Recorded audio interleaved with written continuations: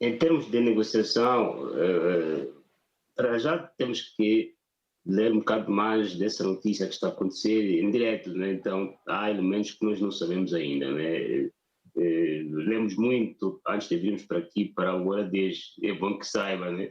Então é uma matéria nova, não sabemos os detalhes desta escalada, mas já se sabia que isto ia acontecer, porque já analisamos isto aqui na semana passada. Mas em termos de uma perspectiva de mediação, parece que a China podia desempenhar um papel melhor do que a Rússia, porque a Rússia, enfim, estando em conflito, com qual moral ia negociar o fim do conflito dos outros quando você não consegue terminar o seu conflito?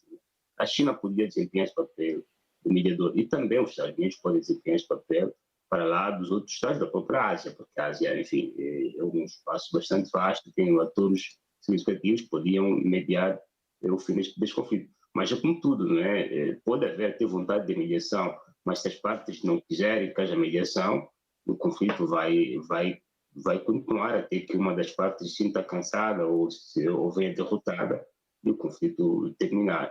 Mas sobre quem terá começado ou não este conflito, o governo do Paquistão nega ter participado do ataque do grupo, enfim, diga-se do grupo secessionista ou grupo terrorista, que lançou o ataque contra os turistas ou contra os habitantes indianos em Caxemira. O governo do Paquistão nega, né? É bom que se diga isso, pois se nega com verdade ou com não verdade, isso já é outra coisa, mas não tendo negado o envolvimento do ataque, é porque não queria assumir o ônus da culpa de atos que foram praticados por outros grupos.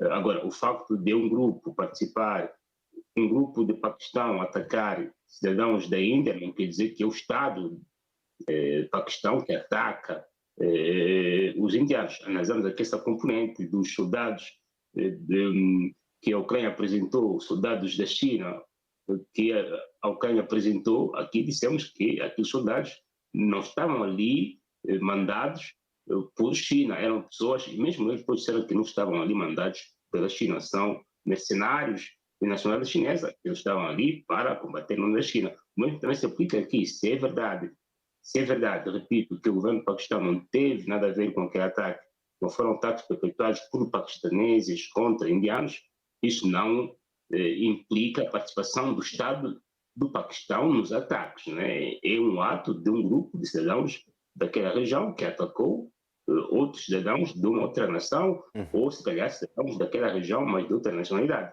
Então, se a Índia decidiu atacar, depois não sabemos se atacou Caxemir ou se atacou o Paquistão, porque não sabemos, né? A informação está a ser dada agora ao vivo. Se a Índia atacou o território do Paquistão, é uma coisa, mas se ainda atacou Caxemir, é outra coisa. Isto por quê? Porque se ataca o Paquistão, está a atacar um Estado independente, um território de um Estado independente, um Estado terceiro. Se atacou Caxemir, a Caxemir é uma região onde a Índia também, aliás, que é também administrada pela Índia, por 2/3 é um território indiano. Então, não sabemos se os ataques foram feitos contra o Paquistão ou se foram feitos contra Caxemira. E não sabemos se essa informação neste momento, né? Daí que temos que ler mais, temos que nos informar melhor para vermos bem o que se está a passar, né? Mas em termos de mediação, se este conflito continuar, penso que a China pode jogar um papel preponderante nisso, como também os Estados Unidos, para não falar dos países, por exemplo, a Singapura pode desempenhar esse papel, e também, quizá, outros países pelo mundo afora podem se propor para mediar o fim deste conflito. Mas tudo dependerá da vontade dos dois em quererem ver sanado este conflito por via negociada. Também não sabe se depois a Índia, tendo lançado este ataque, foi feito para significar que a Índia respondeu, porque pode ser um ataque que faz para o exterior, mas para falar para o interior, né? Para contentar aqueles grupos dos nacionalistas radicais hindu, do seu partido e não só, que estavam a exigir uma resposta contra os ataques que sofreram os indianos. Pode ser que a Índia, ao lançar esses mísseis, não sabemos se é contra Caxemira ou contra o Paquistão, está a responder a esse chamamento interno de reação, de punição face à morte dos indianos. Até pode ser um ato simbólico, né? Não sabemos se depois, se por acaso houver mais ataques, então se passaria do ato simbólico para um ataque efetivo, para uma provocação, para uma guerra, uma escalada maior. E aí, se, por exemplo, o Paquistão, se for um ataque simbólico e o Paquistão não responder, então o conflito pode terminar ali, né? Pode entender-se como concluído.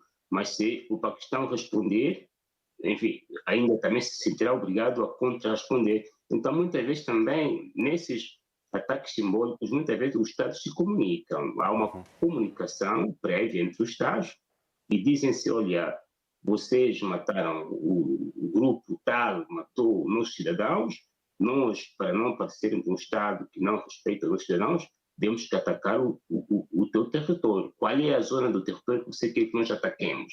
Não é? Isto também funciona entre os Estados. Então pode ser que tenha havido, dependerá muito da resposta do Paquistão, pode ser que tenha havido uma concertação prévia pelos canais diplomáticos, militares, de comunicação entre os dois Estados, que decidiram bem, para responder aos nacionalistas indianos, vocês podem lançar uns mísseis a X hora, nos locais X, não haverá lá ninguém e o assunto fica resolvido.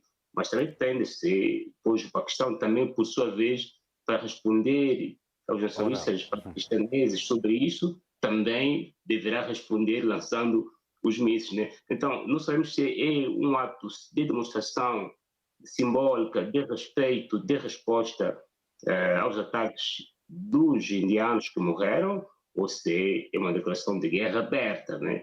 Temos que ver nos próximos dias como é que isso vai se desenvolver. Pois, senhores, vamos passar para outro tema.